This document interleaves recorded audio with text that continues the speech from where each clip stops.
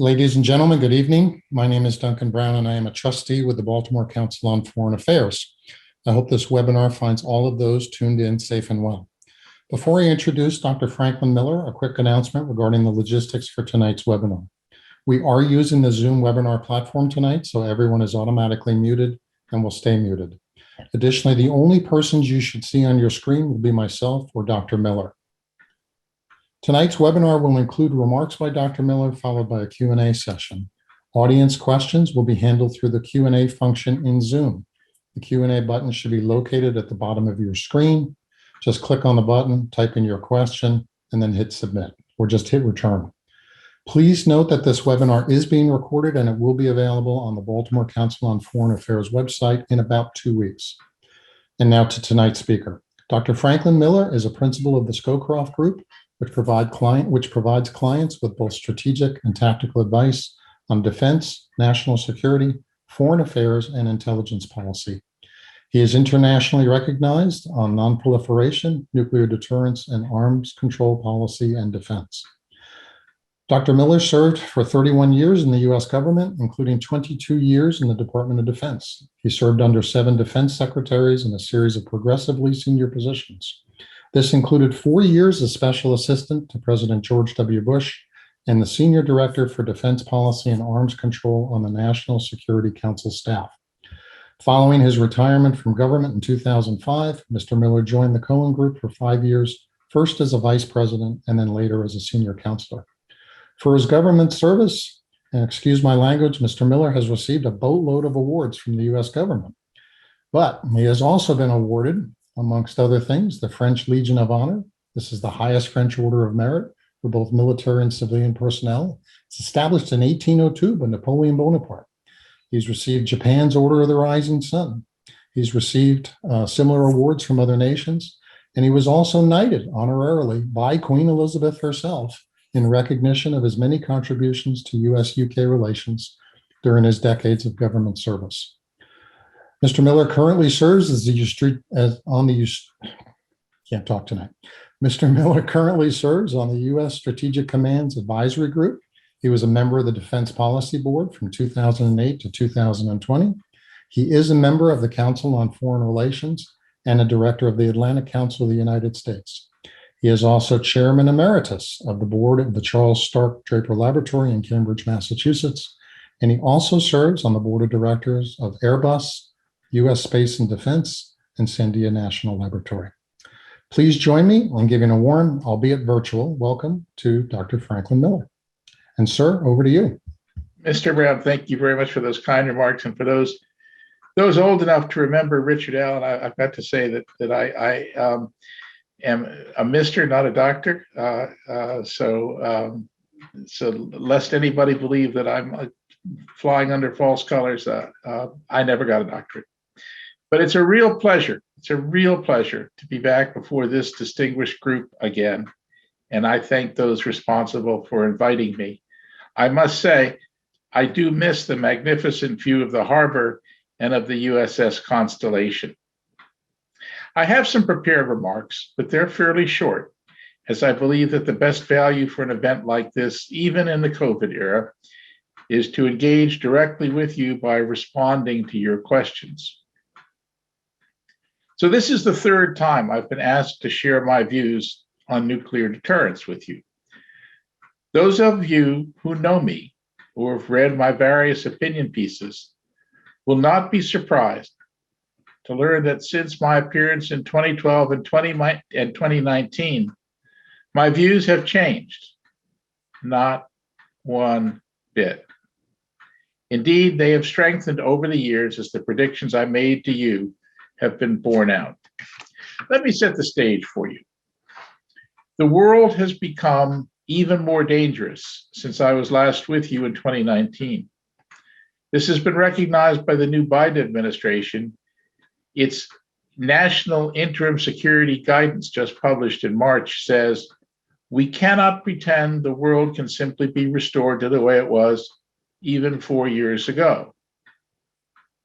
The United States and our allies face a major strategic challenge from a destabilizing Russian Federation and assertive People's Republic of China, those adjectives are from the Biden interim guidance I just mentioned. Those are two nations ruled by aggressive and bellicose leaders who have demonstrated a willingness to take risks, and in Russia's case, have threatened nuclear attacks as a way of intimidating our allies. Both leaders believe their nuclear arsenals have great value, and consequently, both have been engaged in major modernization of those arsenals for the past 8 to 10 years. And the difference between their view, between Xi Jinping and Vladimir Putin's view of nuclear weapons, and our own view, could not be more clear.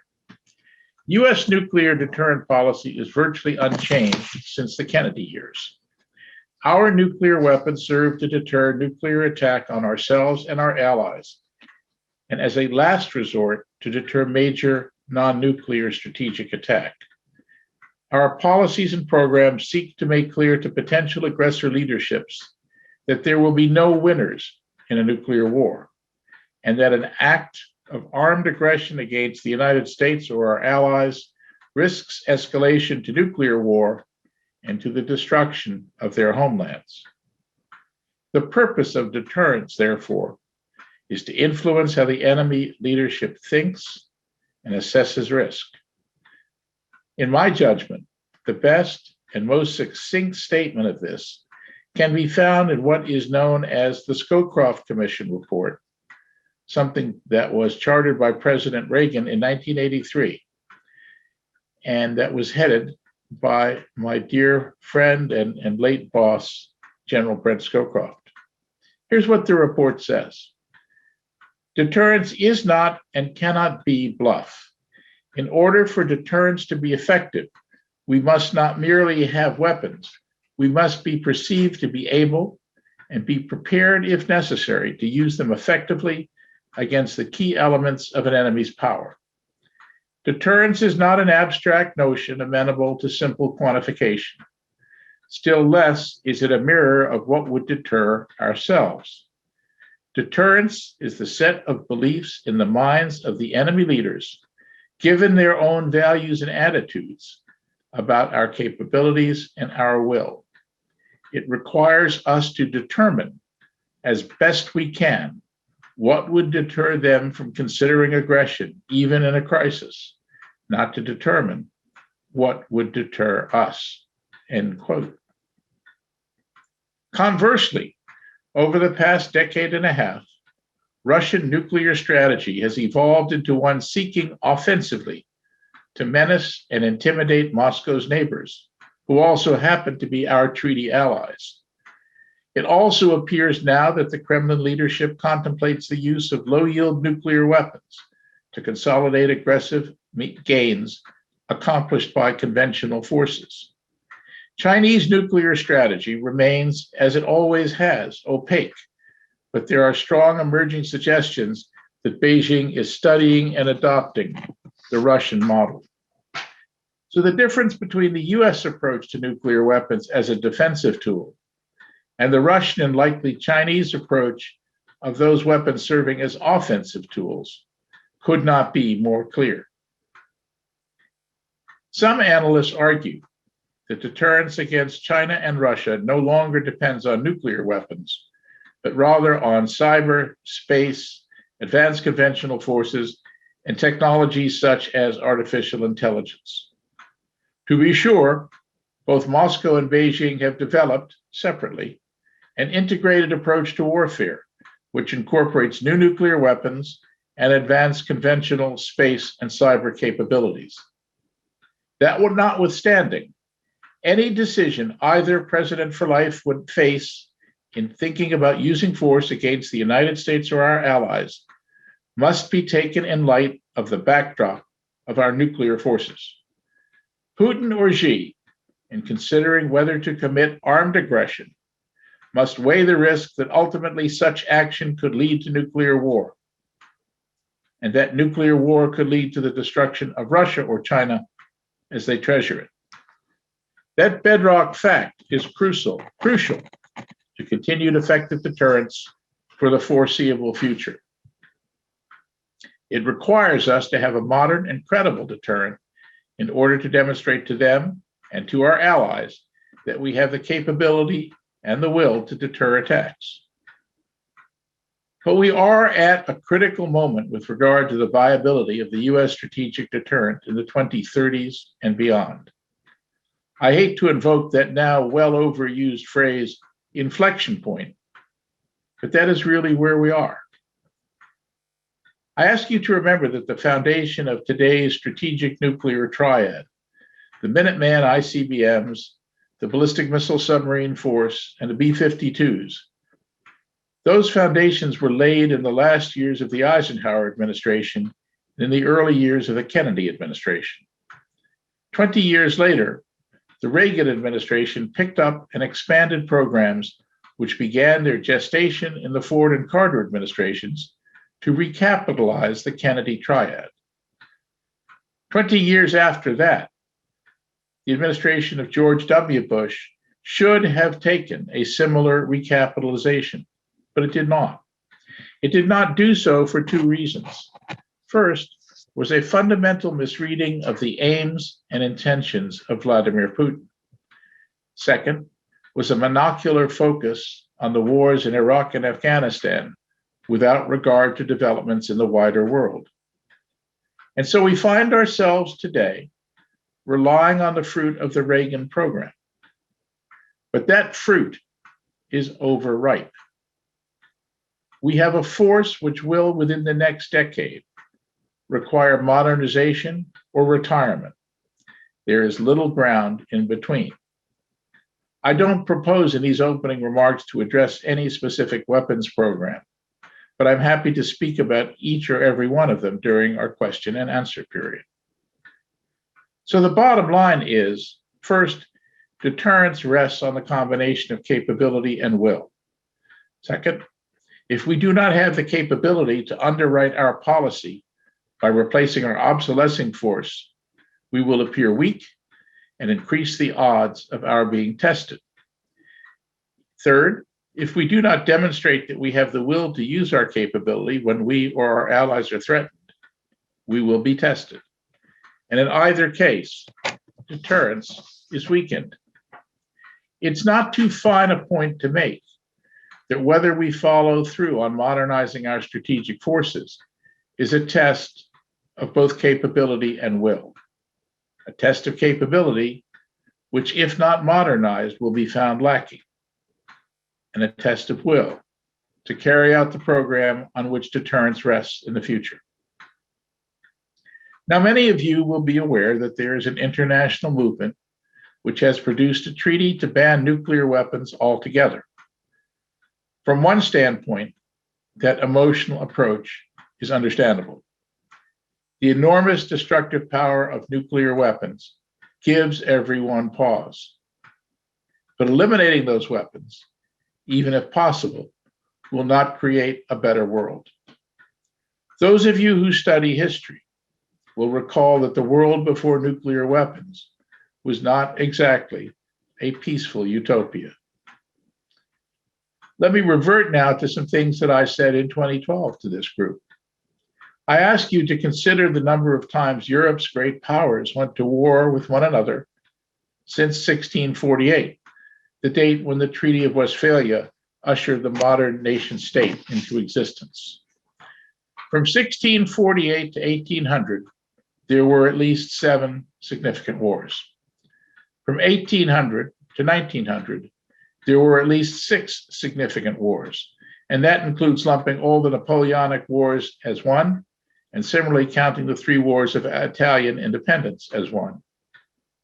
And then, of course, in 1914, there was World War I, the war to end all wars, whose massive carnage and destruction of a generation of European males was not sufficient to prevent World War II. Some 10 million combatants died in World War I, as did another 7 million non-combatants. That was a non-nuclear world. Was it humanitarian? Is that a world to which we want to return?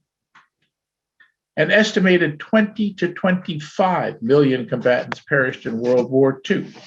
along with an additional 50 to 55 million non-combatants. Until its very end, World War II was a non-nuclear war. Is that humanitarian? Is it humanitarian to assert we should return to that world? And then suddenly, after 1945, an historic pause. Did humankind change? Did the nature of aggressively oriented autocrats change? I don't think so. War became too dangerous. The nuclear weapon had revolutionized war between the major powers. No longer could an aggressor government count on the skill of its military leadership to conquer its victims. The nuclear weapon allowed the losing power to turn the victor's triumph to ashes. And as a result, nuclear weapons have moderated great power behavior toward one another. And that's a good thing, because the expansionist ambitions of the world's two presidents for life have not changed. Ask the people of Hong Kong, of Georgia, of Eastern Ukraine, or of the various South China Sea nations about the good intentions of the leaders in Moscow and Beijing. Finally, let me conclude by leaving you with this historical recollection. In his last major speech to the House of Commons as Prime Minister in March 1955, Sir Winston Churchill, arguing for Britain to proceed with what was then called a hydrogen bomb, made the following observation, I quote, "Then it may well be that we shall, by a process of sublime irony, have reached a stage in this story where safety will be the sturdy child of terror and survival the twin brother of annihilation," end quote. He concluded by saying, and I quote, "To conclude, mercifully, there is time and hope if we combine patience and courage. All deterrence will improve and gain authority during the next 10 years. By that time, the deterrent may well reach its acme and reap its final reward. The day may dawn when fair play, love for one's fellow men, respect for justice and freedom will enable tormented generations to march forth serene and triumphant from the hideous epoch in which we have to dwell. Meanwhile, never flinch, never weary, never despair," end quote. Churchill's words are not exactly comforting, but over the nearly 70 years since he uttered them, they are pretty much spot on. With that, let me conclude and turn to your questions. Thank you very much. Okay, we got a bunch of questions and I will start with those. The first one is, some would argue that cyber warfare can disarm China and Russian nuclear weapons, rendering them unusable. Can we count on that? Your thoughts? Absolutely not. Absolutely not. I mean, cyber warfare is an iffy thing. You can't be certain that intruding into someone's cyber networks is going to produce the desired result. Sometimes it might, sometimes it might not. And you can't be certain that there's not some sort of a backup system, which is entirely unknown. So I would think that the whole notion of using cyber to abort a nuclear response is an extraordinarily dangerous one. And I would think that that's something that we should avoid under all costs. The whole point is to avoid aggression. So the next question is there anything we can do, or what can we do to deter Putin and Xi as they intimidate their neighbors and encroach short of nuclear war or short of nuclear conflict? For example, China has a plan to basically dominate the South China Sea, and Russia seems to be threatening its neighbor Ukraine once again. Well, I think those are two different circumstances. In the South China, so the broad answer is we must continue to maintain a full suite of military and non-military capabilities, diplomatic as well as armed force, to respond to the various challenges presented to us. As I mentioned in my remarks, both the Russians and the Chinese have developed a theory of warfare, which begins in what's called the gray zone, in propaganda and in spreading false stories and assassinations and illegal acts, running up the chain to cyber war, to conventional war, to war in space, and eventually to the use of nuclear weapons. We need to have a counter at every potential level of conflict. We've done, for example, a pretty poor job as a nation responding to Russian and Chinese developments in the gray area of unconventional warfare. We need to go back into the fray. We need to start talking about the virtues of democracy, exposing their lies, exposing the various kinds of nefarious activities that both Russia and China are involved in. But we also need to have strong conventional forces, and we need to modernize our nuclear forces, which, as I say, left on their own, will obsolesce and become unusable as deterrent forces by the mid-2030s. That's why the modernization program is so terribly important. With respect to Ukraine, a much more difficult situation, because as you and our listeners know, Ukraine is not in our security sphere. We are not bound by treaty to defend Ukraine in the same manner that we are, in fact, bound to defend NATO Europe. Anyone who's looked at a map knows that Ukraine is, in fact, undefendable by Western powers.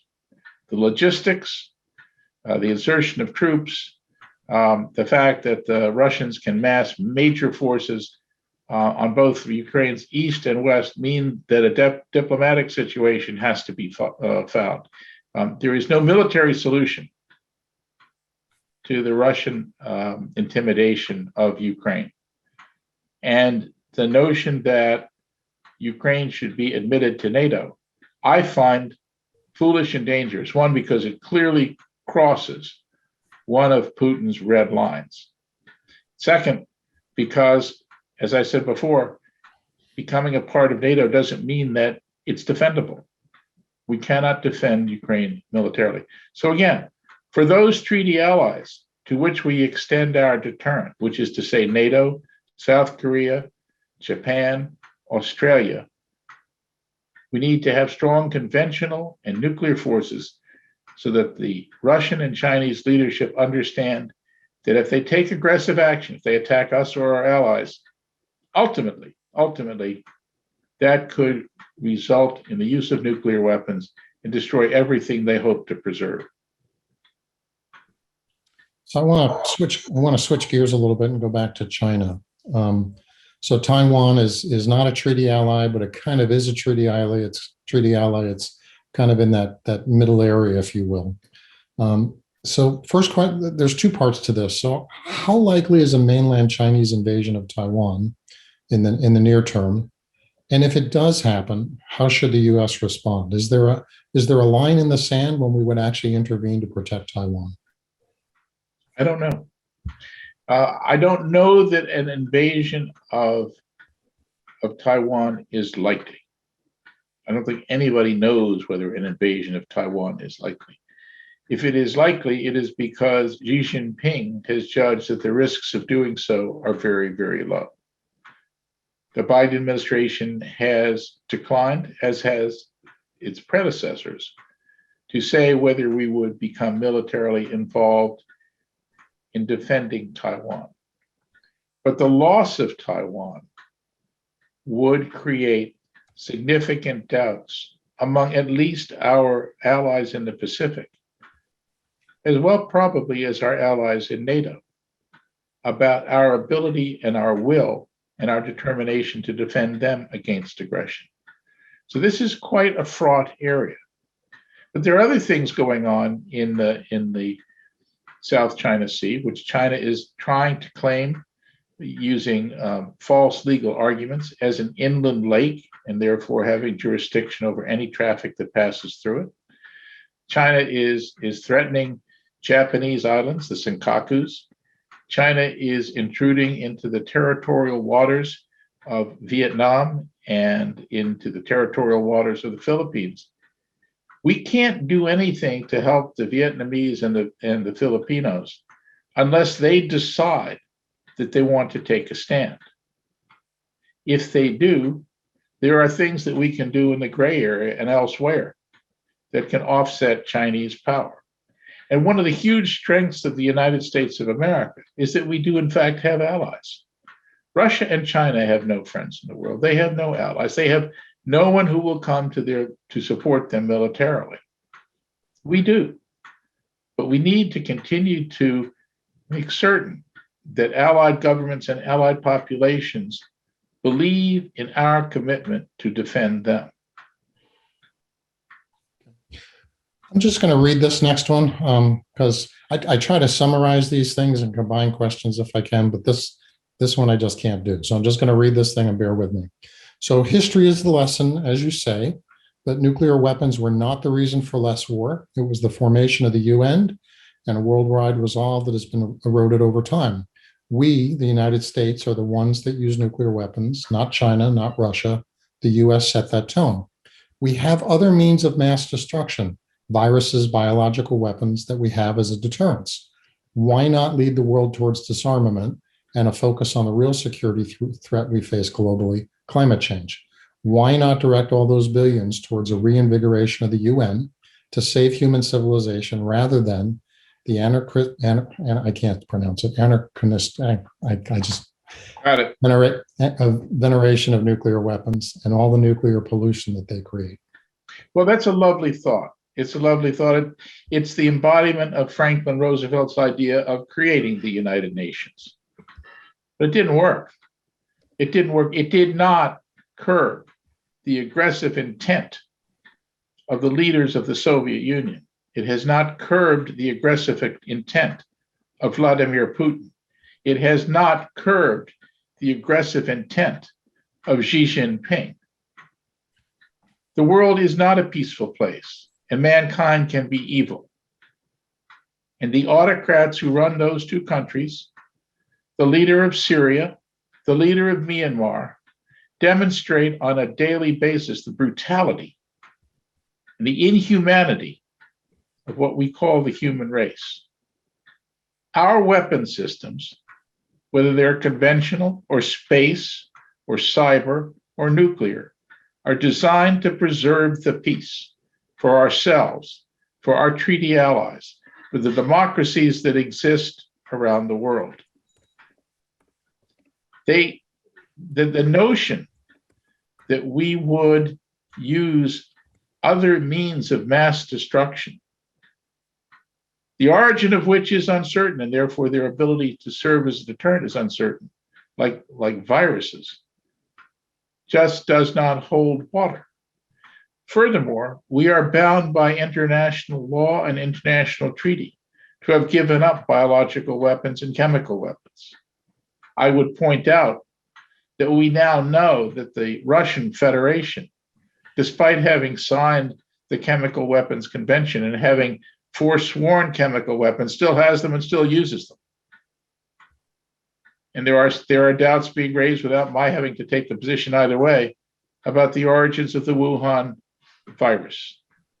So the notion that there is a utopia out there where the lion will lie down with the lamb is something that we can all talk about on Sunday. But the reality of Monday to Saturday doesn't suggest that there is any chance in the near future that our children or grandchildren will face that. And so, if we are going to preserve the freedoms of democracy for our children and our grandchildren, and those who believe in democracy, we have to maintain military force, and we have to say to aggressors, like the Russians who have military superiority in Europe right now on a conventional basis, don't start a war, because if you start a war, it can all get out of hand. So stay on your side of the border. The next one, I'm kind of combining a bunch of these. So the basic question is, how can we actually demonstrate nuclear deterrence without actually using a nuclear weapon? I think we use nuclear weapons every day. I think the fact that we have nuclear weapons, that we have submarines at sea and ICBMs in silos, and that we occasionally send bombers around the world shows that we have them every day in use. They don't have to explode. They have to be there, and they have to serve as a reminder to Xi Jinping and to Vladimir Putin that we have the capability and the will to respond to aggression. And so I reject the notion that you have to actually detonate a nuclear weapon to use it. So the next one is, how worried should we be about Iran's nuclear program? How worried should Israel be? And what should we be doing about it? Oh, you're going to drag me into that one, are you? Yeah. I would say to you that I am personally firmly confident that in 10 years or so, Iran will have developed a nuclear weapon to sit on top of the ballistic missile force that it has been so carefully building over the last 10 years. Whether or not nuclear deterrence, which the Israelis practice, works against the then leadership of Iran is an open question. I can't answer that question. You're on mute. Had some background noise going on here. Can you talk about the decline of nuclear energy and how that relates, if at all, to the need for nuclear weapons, or are they totally separate? No, I think there is a nexus. I think there's a nexus because the same pool of people that we have who understand the way nuclear energy is produced, in fact, carry over into the weapons area. And as you know, the number of nuclear power plants in the United States has steadily declined. The number of young engineering graduates who are going into nuclear engineering has declined. And indeed, that carries over into people who are at our nuclear laboratories around the country. So the expertise is slowly going away. And that is a bad thing. Because if you look at, again, if you look at Russia or China, the number of nuclear plants that they're building goes up. In fact, China is trying to build nuclear plants in many countries around the world. So there is a correlation, I believe. And I think that we do need some sort of a renaissance in clean nuclear energy. But that requires an enormous amount of money, and it requires cooperation on a scale not seen in decades between the private sector and the US government, and perhaps the state governments as well. Switching gears a little bit, I want to talk about North Korea. There have been different views that North Korea will or will not give up its nuclear weapons in the future. What are your views on that? How should the US be dealing with them? Well, I'm afraid North Korea is a nuclear weapon state. We can't get around that. North Korea will never give up its nuclear weapons. We could get rid of all of our nuclear weapons tomorrow, and North Korea would still have nuclear weapons to deter US conventional military action against it. Anyone who believes that North Korea can eventually be talked out of its nuclear capacity, I think is just fooling themselves. This program has been built up over decades in a country which is utterly impoverished. It has taken a huge amount of money from a starving population. And the leadership of the Kim dynasty is determined to have these things. What I think is going to be most important, and it's extraordinarily challenging for ourselves and our allies, is to prevent North Korea from becoming more of a proliferator of nuclear weapons, of sending nuclear technology and nuclear materials to bad actors around the world. To accomplish that goal, we will need significant assistance from Beijing and from Moscow. Beijing and Moscow have not provided that assistance. They haven't abetted North Korean proliferation, but they certainly have not been as active as we have been to try to prevent it. And there's no way that one can conjure a world in which proliferation furthers the goals of Xi Jinping or Vladimir Putin. So that is a vexing problem, and it's been a vexing problem, and it's not clear what we can do about it. So the answer is deterrence and non-proliferation. Okay. So moving south and west, how concerned should we be about Pakistan and India? If I were to worry about a nuclear crisis erupting out of the clear blue sky, it would be a worry about Pakistan and India. You have two very, very different forms of nuclear management and command and control. In India, the nuclear force is wholly controlled by the civilian leadership. In Pakistan, the army controls the nuclear force. The military strategies of the two countries, again, are different. India would seek to repel a Pakistani invasion with a massive conventional strike. The Pakistani official position is, if that occurs, they'll use nuclear weapons against India. So I would think that is a crisis point. It's one that we have to worry about, but it's not clear to me that we have the means by which to influence that situation. There have been, over the past 20 or 30 years, informal working groups, so-called Track 2 working groups, where retired US officials and admirals and generals meet with retired Pakistanis and Indians. But while they travel to distant places and spend days talking about crisis situations and how to manage crises, it's not clear to me that that's translated into any softening of government policy in either Islamabad or New Delhi.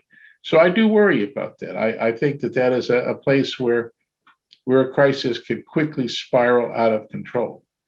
And at least a few years ago, it was not clear that the leadership of at least one of those countries understood the devastation that a nuclear war would produce.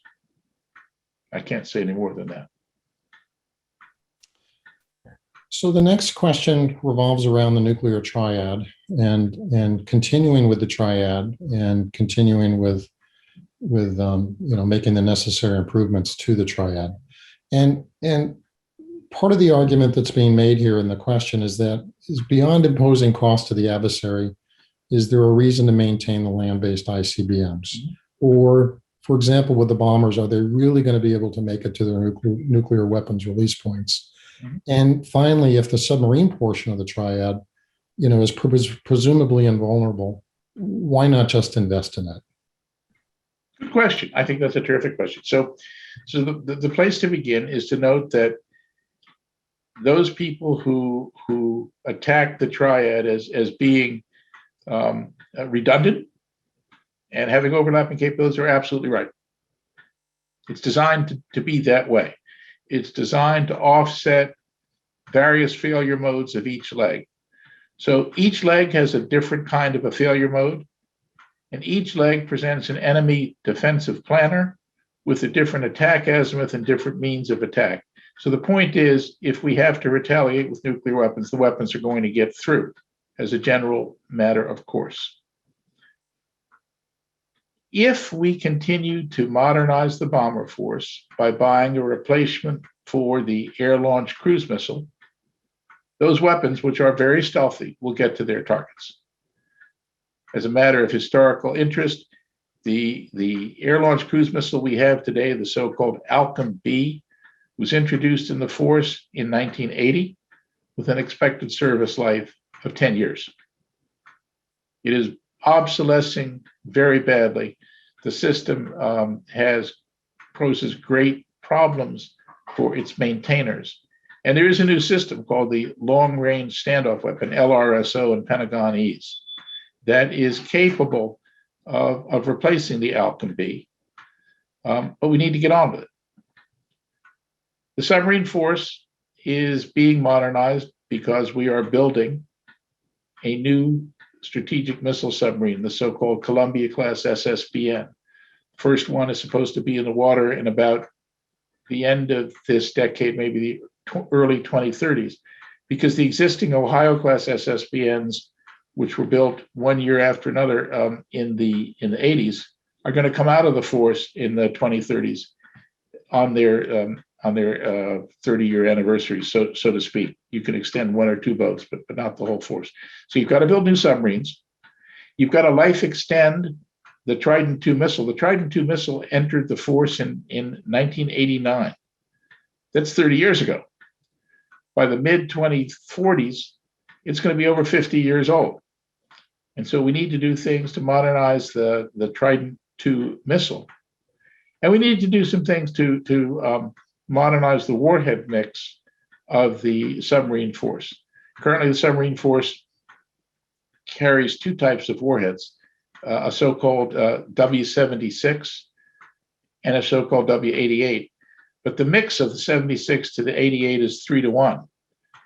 If in the future we experience a technical problem with the 76, then 3/4 or 2/3 of our warhead, sea-based warhead stockpile will be in jeopardy. So there's a new system which has just begun feasibility studies called the W93, which, if introduced into the fleet in the mid-2030s, will allow us to have a 1/3 distribution and to reduce the risk of failure. And again, the whole point of the deterrent is to reduce to a minimum any risk of failure that brings into question what the deterrent is capable of achieving if it comes to that, and thereby to avert any situation where the deterrent actually has to be thought of as a force that's going to be invoked in anger. That brings us to the Minuteman Force.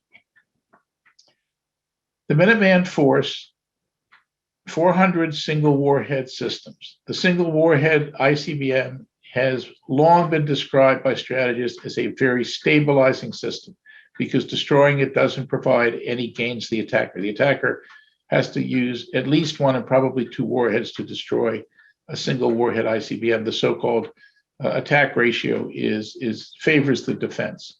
So it forces the enemy to mount a large attack. If an enemy is going to attack us, a large attack leaves no doubt that we are under attack. If you got rid of the Minuteman Force, there are essentially 6 nuclear targets in the United States: the 2 submarine bases, Omaha, where Strategic Command is located, Washington, and two bomber bases. One Russian missile could carry out that attack. So this forces the Russians to think of, if they're contemplating an attack, to have to think big, to have to think that there is no disguising what they are up to. The other thing that's worth pointing out is that while we talk about a triad today, we do not on a day-to-day basis have a triad. The bomber force was taken off of nuclear alert in 1992 by President George H.W. Bush. Actually, I think it was 1991. So today we have the ICBM force and the SLBM force. If there were a technical problem with either of those legs of the triad, the president would face the difficult decision of bringing the bomber force back on alert, which is politically fraught. If you did away, to carry this one step further, with the ICBM force, and all you had left was the SLBM force and the bomber force, and there was a technical problem, say with one of the SLBM warheads, which dramatically called into question in our own eyes the viability of the SSBN leg of the triad, then all you have left is bringing the bomber force back on alert, which in a crisis would be seen to be very destabilizing. So right now, the triad gives us the best of all worlds. We have offsetting legs, we have offsetting danger points, and we have the ability to press ahead with maintaining this construct, which has served us so well since the creation of the triad in the late 50s, early 60s.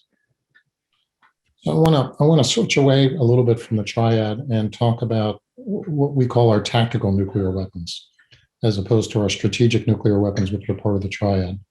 The U.S. is contemplating or potentially continuing to develop low-yield nuclear weapons for deterrence, potential strikes that might lead to deterrence or prevent a conflict from getting out of hand.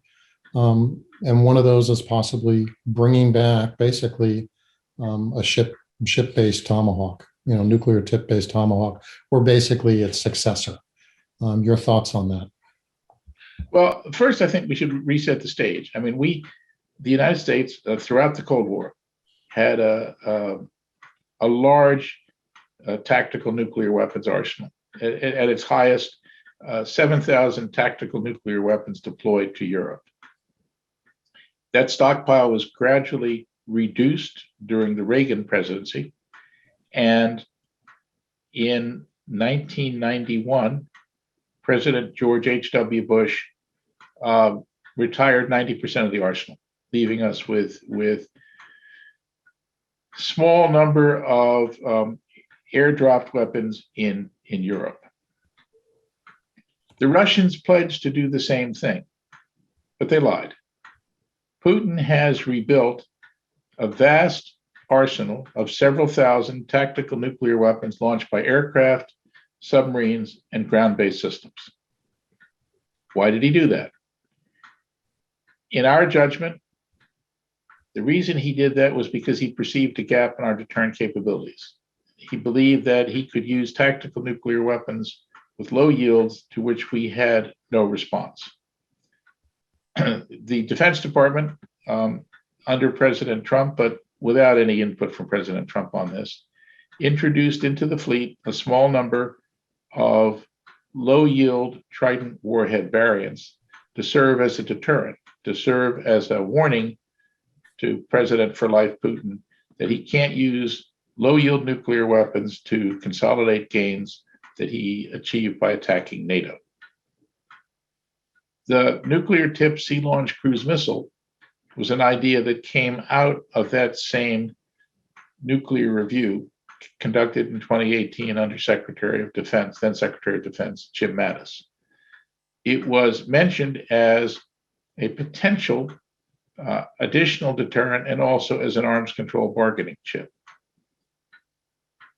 I'm not certain that with a change of administration and with the fiscal crunch that we are now facing, that the full-scale development and deployment of a new tactical nuclear weapons system in the form of a sea-launched cruise missile is actually going to come about. And I remain to be convinced that it's badly needed, get on top of everything else that we're doing, assuming that we continue to deploy the very small number of low-yield Trident weapons that we have, assuming that we carry out the modernization of the aircraft and the small number of bombs that we have in Europe, and assuming that we modernize the triad. That's a long answer to a short question. I'm sorry. That's good. So the next question revolves around whether adversaries doubt our resolve or doubt our weapon systems. And it's been said, and you said it, that in order to have deterrence, you have to have the weapons, you have to have the will to use them, you have to have the capability to use them, and you have to instill those thoughts in your adversary. Is the bigger threat adversaries' doubts of our systems or doubts in our leaders' will? It's both.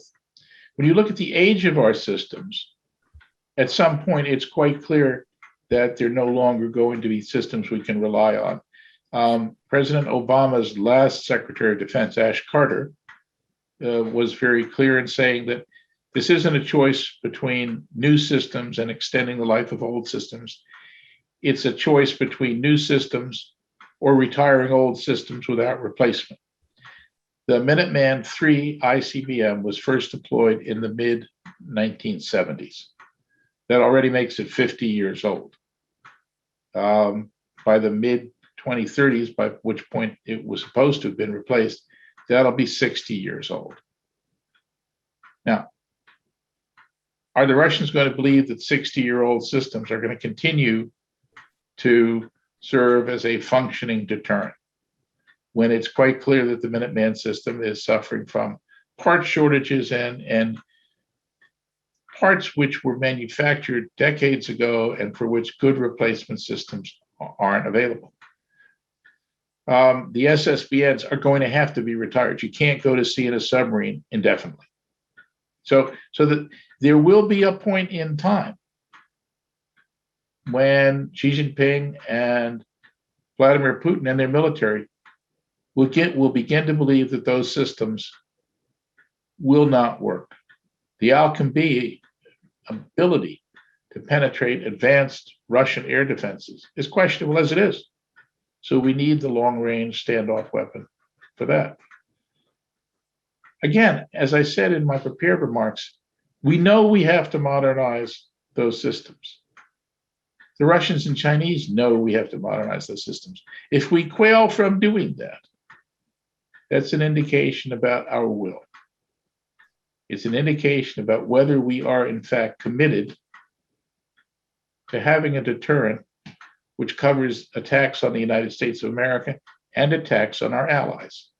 If we were only concerned with deterring attacks on the continental United States and Alaska and Hawaii, we wouldn't need the kind of capabilities that we have today. We could be like Britain and France. We could have a very small force that threatens the Russian urban base. But that's not our policy. Our policy is both to protect allies, to protect democracy, and to prevent our allies from otherwise developing their own nuclear weapons, to have an extended deterrent. And so we have the kind of force that we have today.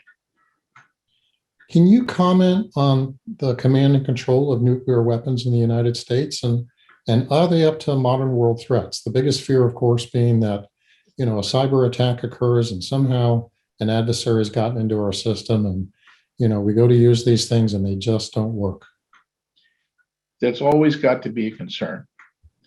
The command and control system is the unspoken element of triad modernization. We've got to continue to modernize the nuclear command and control system.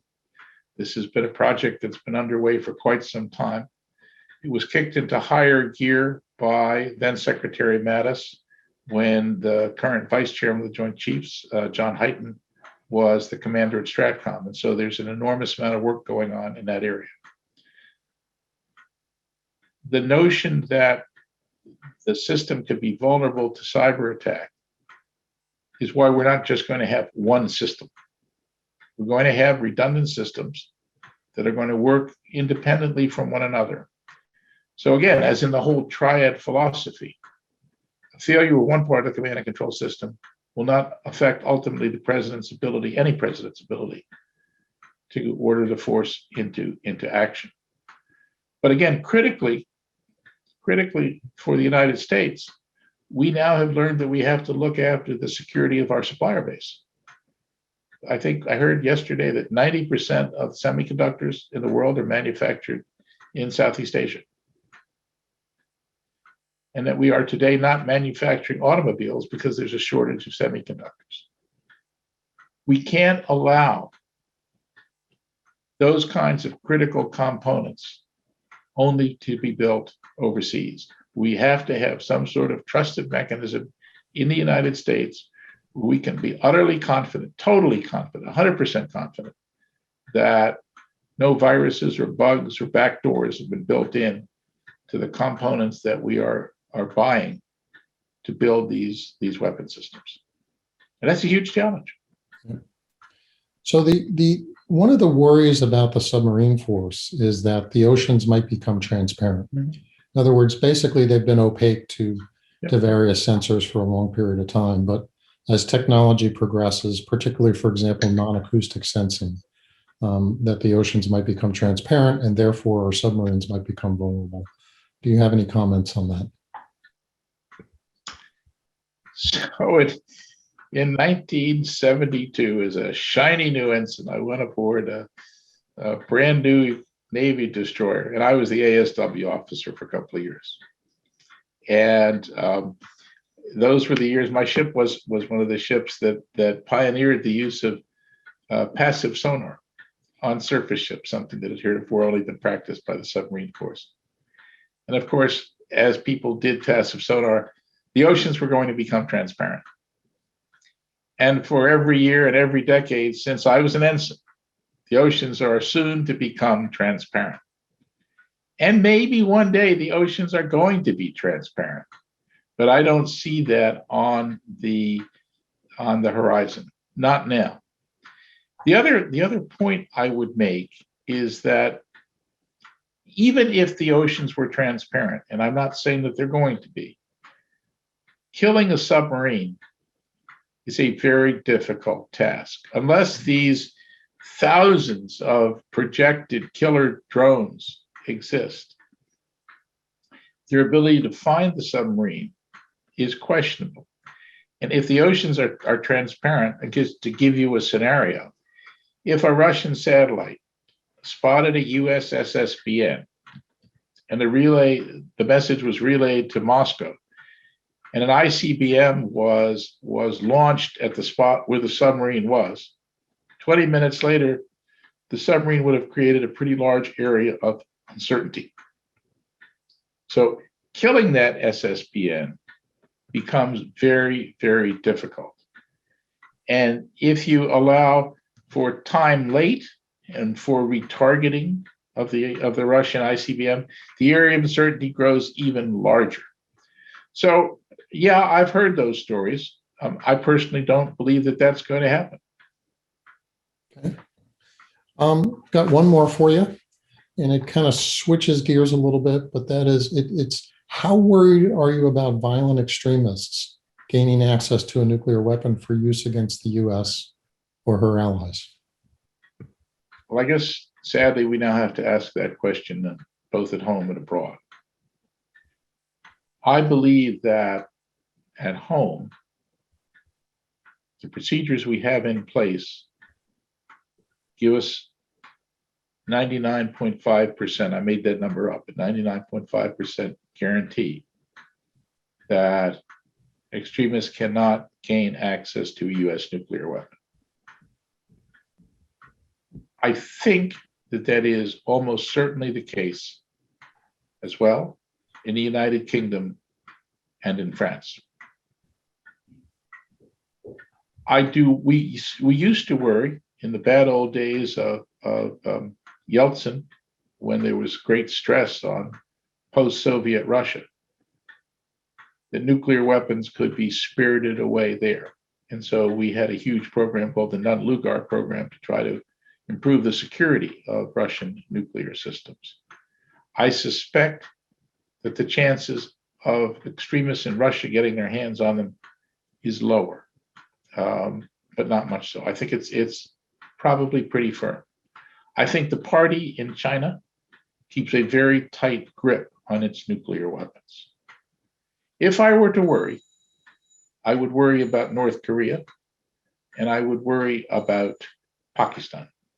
I would worry that the weapons would not necessarily be taken by extremists, but they would be taken by the regime or by dissident members of the regime and sold or given to violent terrorists. And this is why our own counter-terror organizations in the intelligence community and the armed forces are so vigilant on the point. But again, if you eliminated all the nuclear weapons in the world, you would not eliminate that risk because you couldn't be confident that you had actually eliminated all the nuclear weapons in the world. Okay. Sir Miller, I can call you Sir Miller because— No, you can't, because as an honorary knight, I can't be called a sir because I'm an American. All right, but well, thanks. I was trying to give it a shot. Anyways, Mr. Miller, thank you for doing this. Appreciate it very much. And we had a lot of questions tonight, and you answered them beautifully, and I appreciate that. So to all of our guests out there, thank you all for attending. And as always, stay safe, stay healthy, get your vaccine. That is my one partisan thing that I will say is do get your vaccine. And And again, Mr. Miller, thank you, sir. Thank And to you all- very much. Thanks to the audience. I appreciate it. Maybe next time we can gather and look down on the constellation again. There you go. And Thanks. to all, have a good night. Good night.